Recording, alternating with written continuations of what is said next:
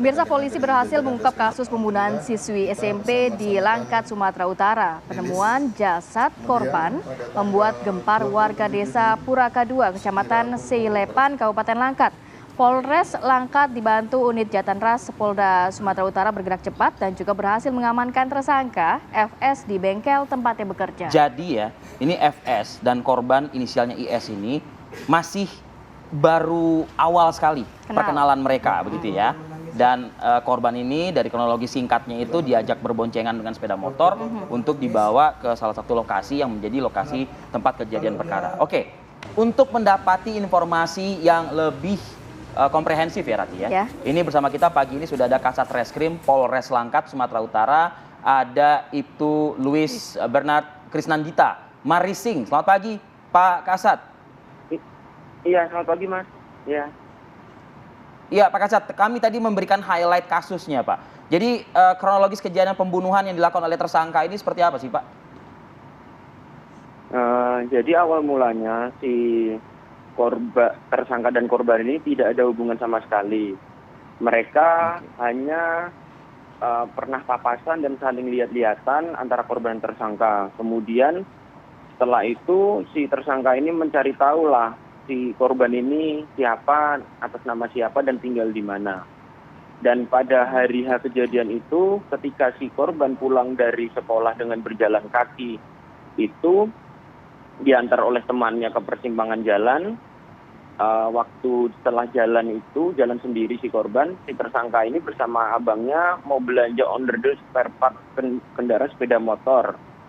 Kemudian ketika berboncengan melihat si korban jalan sendiri, jalan berdua sama temennya. Kemudian setelah belanja, kembali lagi ke rumah, si tersangka ini kemudian mengambil kendaraan bermotornya, kemudian mengejar dan mencari si korban. Akan tetapi hanya menemui sahabat korban yang inisial RS. Kemudian ditanyakan kemana si korban inisial AS ini, ditanya. Kemudian ditunjukkan ke arah persimpangan. Kemudian dikejarlah oleh si korban, si AS ini, barulah ketemu. Setelah itu mereka berbincang-bincang, saling ngobrol.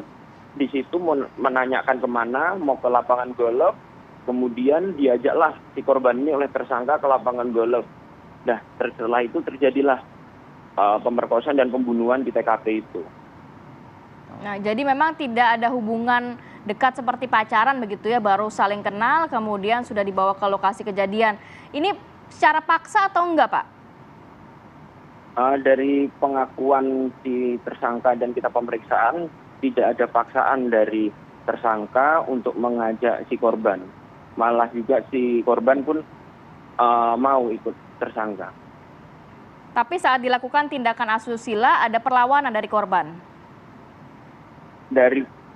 Ketika si tersangka melakukan asusila, sempat si korban ini menangis dan akan melaporkan ke orang tuanya. Nah, disitulah si tersangka ini memukul korban 2 kali menggunakan batu di kepala dan di mukanya. Iya, Pak Kasat, kan kalau kita cerna dengan akal gitu ya, logika, tentu kan tidak mungkin ya baru pertama kali melihat korban terus langsung ngajak jalan gitu. Apakah memang ada permulaan Pak begitu loh, sudah ada perjumpaan sebelumnya atau perkenalan sebelumnya begitu dengan korban ini antara pelaku? Oh, enggak ada, cuma hanya saling lihat-lihatan ketika mereka berpapasan jalan dan ketika si tersangka ini kerja di tempat kerjanya di bengkel motor. Artinya tidak ada perkenalan di waktu yang lebih awal gitu, nggak ada ya Pak, sehingga terjadilah komunikasi baik itu mungkin chattingan atau apa, nggak ada begitu ya. Seketika detik itu juga di pinggir jalan begitu ya. Iya Mas, siap. Pak Kasat, kalau melihat lokasi kejadian ini kan tempat lapangan golf begitu ya, apakah memang tidak ada orang kah, pengawasannya kah begitu sehingga bisa dilakukan pembunuhan justru di situ? Jadi lapangan golf ini milik salah satu BUMN tapi sudah lama tidak dipakai dan tidak diurus. Jadi memang di situ sering banyak informasinya memang sering banyak dipakai juga untuk orang Mojo sama orang-orang sekitar situ. Gitu.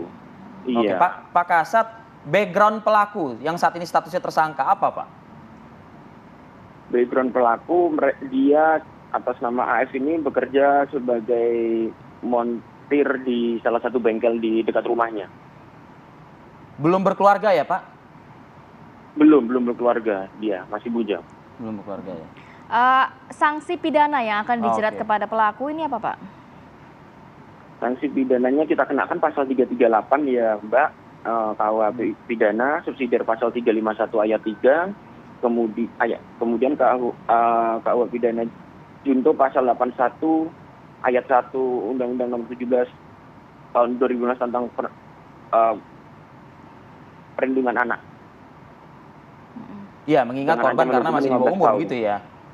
Iya, pasal benar berlapis sekali. begitu Pasal ya. berlapis. Baik, terima Iya, kasih pasal banyak berlapis. Ibtu Baik. Luis Beltran, Kasat Reskrim Polres terima kasih, Langkat Mbak. sudah berbagi informasi dan waktunya pada pagi hari ini. Salam sehat selalu, Bapak. Sehat dan sukses selalu. Iya, selamat. Iya, terima kasih Mas. Selamat pagi.